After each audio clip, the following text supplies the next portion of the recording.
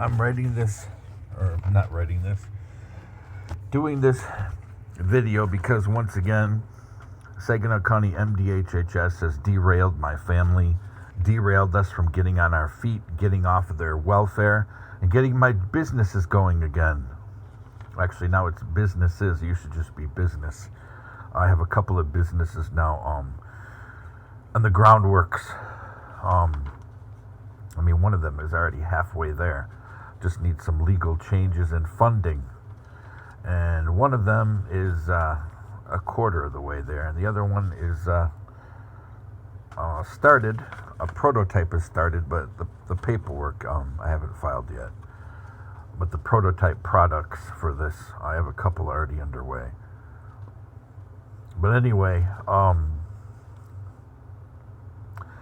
this, first of all, it doesn't appear to be written. I'm not a lawyer, but I worked in the courthouse in high school and throughout college. I've had a ton of acquaintances and friends that either were pre-law or were in law school or were lawyers. A lot of people. I know a lot of people who, at one time or another, were involved in politics.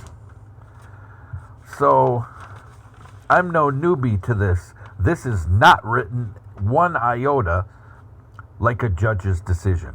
Not at all. Many times the logic seems to jump, and they don't quote the vast majority of this.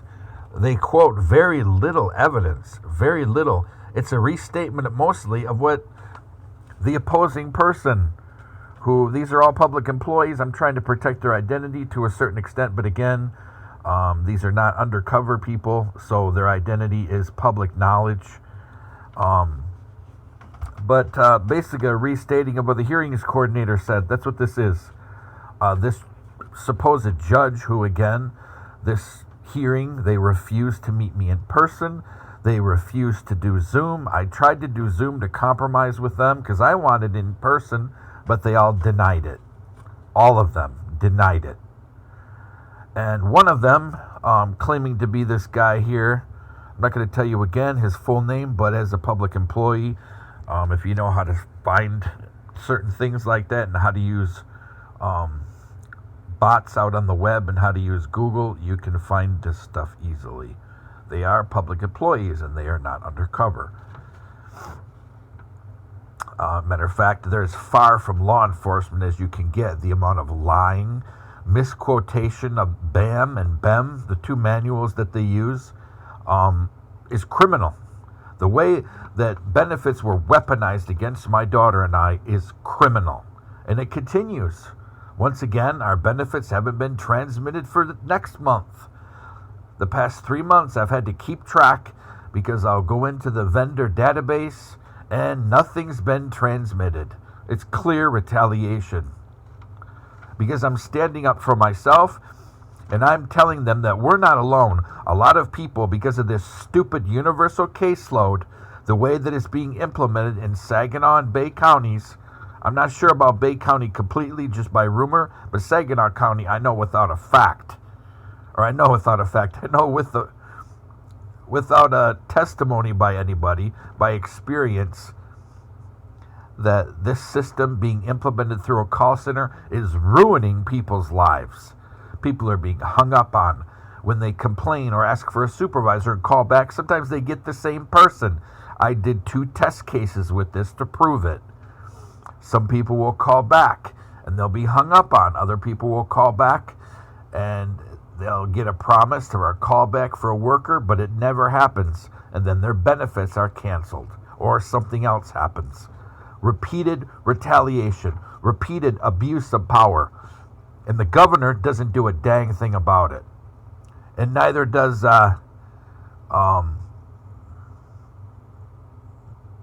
what's her name? Hurdle, the director of MDHHS.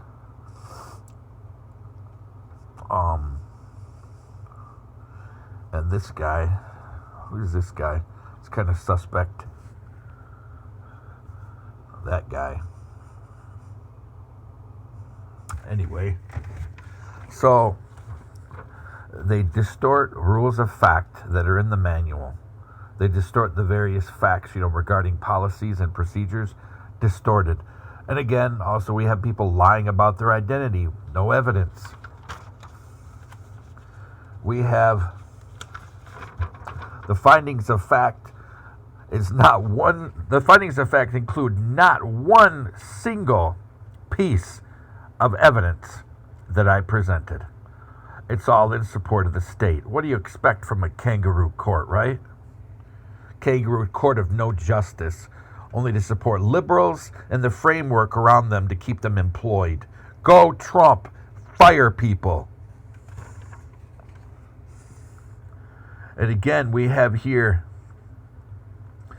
mischaracterizations of my application, misapplications of the rules of BAM and BEM, and we have lies.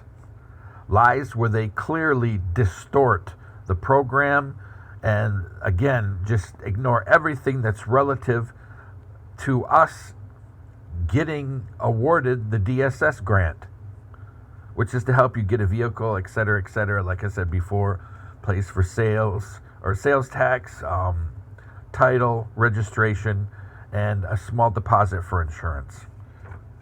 $5,000 for the principal cost of the vehicle. And they denied us because we also fall under, they say they denied us because we couldn't afford the vehicle, yet they have no idea, as I testified, they have no idea how much I know about vehicles, which I know, I'm no mechanic, but I do know quite a bit. And I've learned a lot about solar power and battery power and electricity the past 20 years, living abroad as much as I have in areas where you have to be self-sufficient or you're just on your own. I've learned quite a bit. And also, these are hybrid vehicles, so they have no idea the kind of warranty a vehicle would have. A lot of your EV and hybrids have warranties that are 40 to 60% longer than gas or diesel-powered vehicle warranties. There's some EV vehicles out there that you have a warranty for the first 100 to 200,000 miles. You don't see that for a gas-powered vehicle. They have no idea of those. And again, they cite the costs to maintain a vehicle. They're hybrid or EV. Maintenance costs are unknown until the vehicle is purchased. This is smoke and mirrors just to retaliate against my family. And again, they mischaracterize the program because it says MDHHS may authorize up to $5,000 to purchase, not lease. That's incorrect.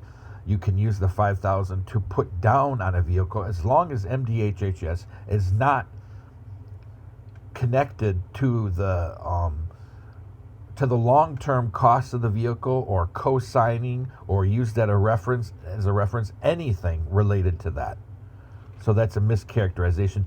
This judge knows very little about this program, which also tells me that probably this judge is not fit to try this case, if she's really a judge at all. Also, they even admit here in 3, needs a vehicle to accept a verified job offer. Well, I have my own dang company. They have a copy of the operating agreement and a copy of the LLC filing. 3, needs a vehicle to participate in family self-sufficient activities that will prepare the client for employment. Duh, again, referring back to what I just said. In addition, MDHS must assure that public transportation is not reasonably available. Well, when all of your businesses are based out of a vehicle, public transportation is not workable. And also the fact of the matter is that when your bus system cycles every hour, when you're on an employment schedule, this does not work. It's great with somebody who's on disability or somebody that just has to go from A to B. That's it. But for people that are working, unless you have even the 3 different services they provide to shuttle people to work, you have 3 cycles daily to grab that bus. If you don't grab it, you're stuck at work. I'm not saying the bus, the bus system does great for a small city. They do great. But the fact of the matter, when somebody is aggressive to build a business or to work and make money, the bus is not viable. Everybody I know that works and rides the bus works part-time, and some of them work so much that it looks like it affects their health. Because working and being on a bus consumes your time. When it takes 4 hours to go grocery shopping and get home, imagine if you're working at an 8-hour job. You're looking at 10 to 12 hours a day. And if you have kids, that makes it even more difficult.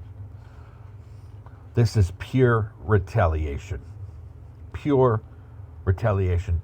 And they talk about the vehicle can't have, says it must have a valid license, blah, blah. Client cannot own an unusable vehicle as confirmed by Secretary of State records. And the vehicle must be registered to an eligible group member and insured. I don't have a usable vehicle. And then it doesn't say anything actually about that in the manual. It says you can't own a vehicle. Well, I've already explained that I don't own a vehicle. I provided them a copy of the check. I provided them with the statement that I offered to get notarized. They ignored it. This is pure retaliation against my family. And they denied me because the vehicle is not affordable. Again, I already explained that's hogwash. The expenses associated with owning a vehicle. The program provides for a big chunk of your first insurance. And as a veteran, they have no idea what kind of resources I have available as a veteran. This is pure retaliation. And if they're doing this to me, hidden from the shadows, these are not war fighters. These are not people protecting our country. These are people destabilizing family, and they're using the government to do it. I've never been involved in any kind of conspiracy stuff, but you know what? If anything says deep state bullcrap, this does. And again, denied me because it's within their discretionary authority by misusing the manual, by lying, by misinterpreting the manual, grossly misinterpreting, and by ignoring every single one of my arguments and every single one of the pieces of evidence I provided. The judge even admitted that I had provided over, what did she say? 79 pages of evidence. She didn't mention even one damn piece. Not one damn piece. This is not justice, folks. Not at all. This governor disgusts me. And so does a lot of her staff. They disgust me. Liberals. I'm glad I left the Democratic Party because this is all we've seen for 8 years. Been surrounded by Democrats in social services, Democrats in city council, Democrats in county boards, Democrats in Michigan Works. All they do is screw people over. Go Trump. Fire people. Make sure they never work in public sector again.